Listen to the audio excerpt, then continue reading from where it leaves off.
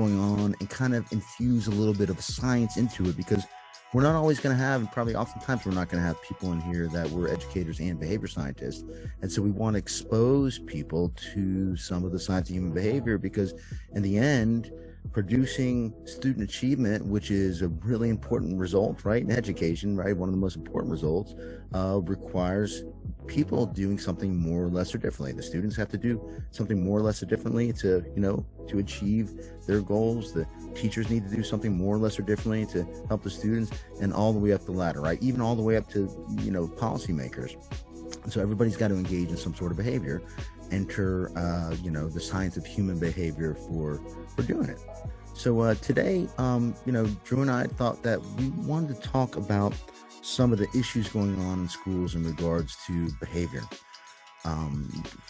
Constantly, I'm in a bunch of groups, constantly I'm seeing people struggling with increases in the frequency and intensity of misbehavior in classrooms and schools.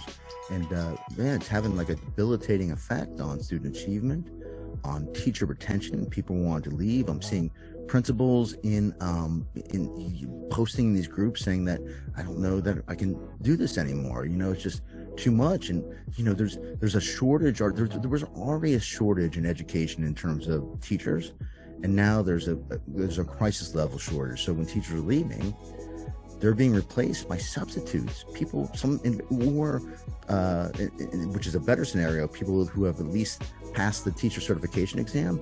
But just because you pass an exam doesn't mean that you understand and are prepared to teach.